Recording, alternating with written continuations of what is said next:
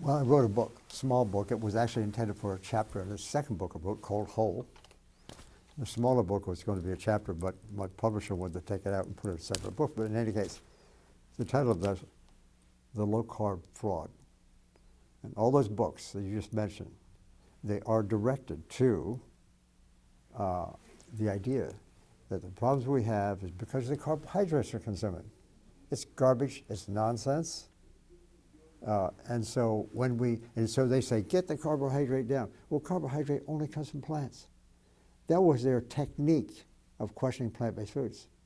Because if you're going to get it really down, then what you're doing is really cutting out plant foods and consuming more animal foods. So low-carb diet means high protein, high animal protein diet, high fat. That, all the data show that. They don't actually say it quite that way because they know they're wrong.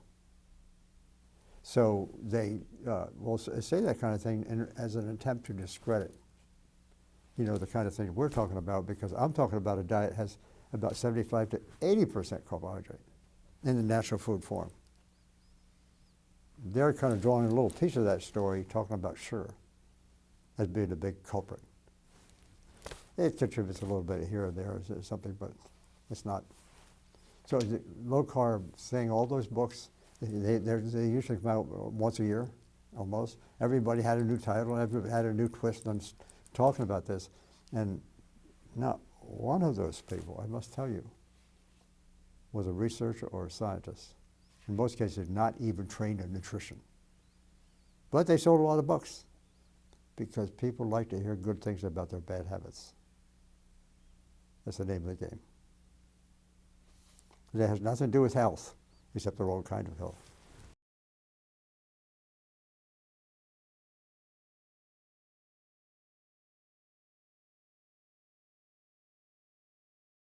No, it's just what's considering, because that idea of the so-called low-fat diet came from a report that I was a co-author to. It was a National Academy of Science report on diet, nutrition, and cancer. There was also, it came to some extent from a report by Senator George McGovern.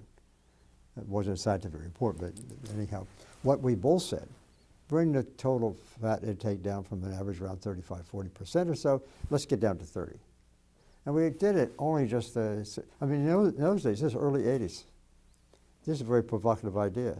The data actually suggests it should be lower. But we stopped at the 30% because we didn't want to be considered fools and be shot at sunlight, or sundown. So we said 30%, okay. That's not really low fat. Others then came along and said, this low fat diet is not working. Obesity is still going up and cancers are going up and so forth, and so it's not working.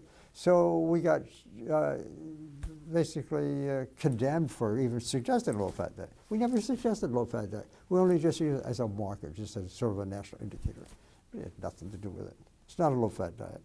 A low-fat diet, really low-fat diet, like the plant-based idea, is around 10 to 12%. It's not 30%. So if people taking advantage of that statement and make a big deal out of it, it just wasn't true. Totally false. There's a lot of false things in science, and they get extrapolated into by politicians.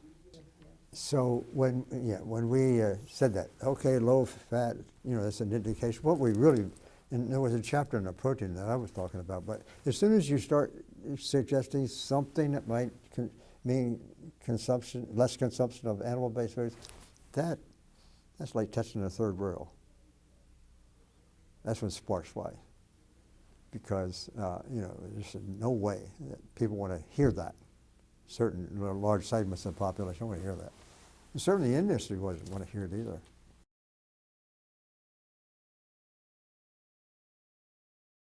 No, he died of heart disease at 73. I should knock on wood, but myself and Dr. Estleton were both, he just became 84 in December. I'm 84 in a month from now, so we're only 3 months apart.